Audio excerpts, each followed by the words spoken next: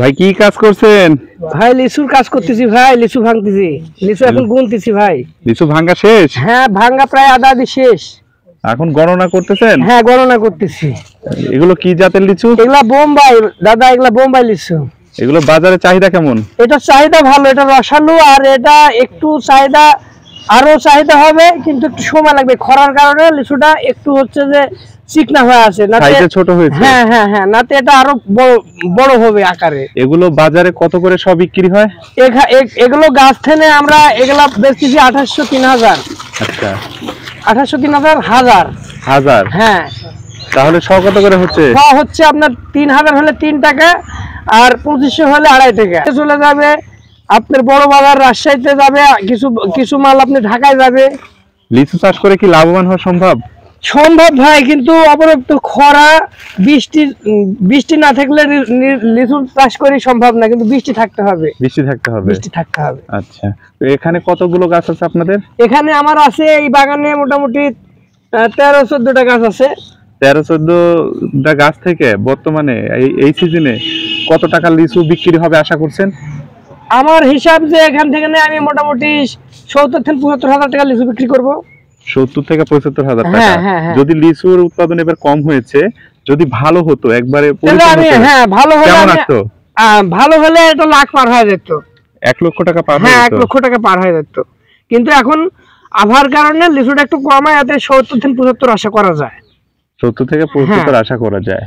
আচ্ছা, অনেকে তো আম চাষ করে, আম করে, অন্যান্য ফল করে, এটা না করে কি লিচু চাষ করলে ভালো হবে? লিচু চাষ এক জিনিস, আর আপনার আমের চাষ এক জিনিস। লিচুতে প্রচন্ড পরিমাণ খরচ, আমে খরচটা কম। কেমন খরচ? লিচুতে মনে করেন সময় নির্ধারিত সময় মতো পানি দিতে হবে, সার দিতে হবে, আর এটা মনে করেন যে রোদের বা আপনার ওষুধে গরমিল হয়ে গেলে লিচু কিছুই পাওয়া যাবে না।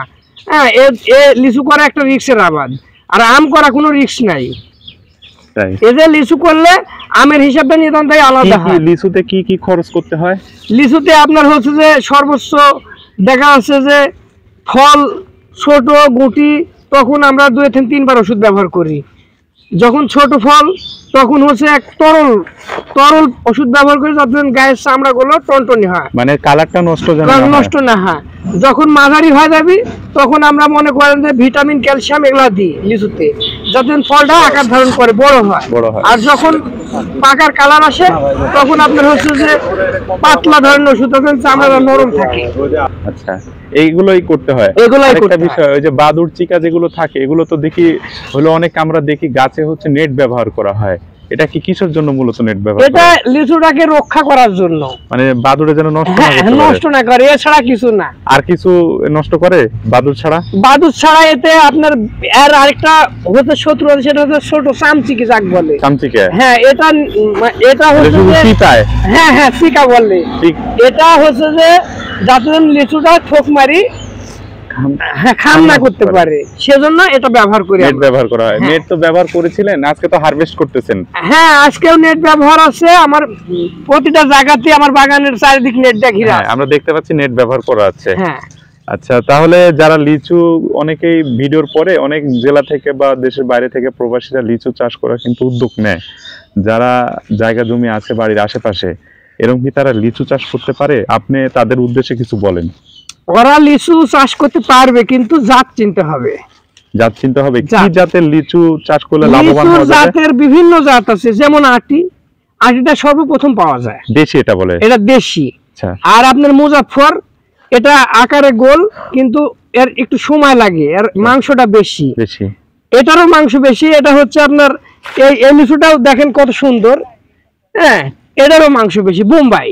এটা আরো বৃষ্টি থাকলে এটা আরো বড় হইতো। তাহলে দেখা যাচ্ছে কিছু কিছু জাতের লিচুগুলো চাষ করলে লাভবান হওয়া সম্ভব। আচ্ছা, তাহলে বাংলাদেশের সব জায়গায় কি লিচু চাষ করা যাবে? মাটি উপযোগী আপনার মনে হয়? বাংলাদেশের সর্বোচ্চ জায়গা তাপমাত্রা আমাদের রাজশাহী জেলাতে তাপমাত্রাটা বেশি, তারপরেও আমরা কিন্তু লিচু চাষ করে লাভবান হয়েছি।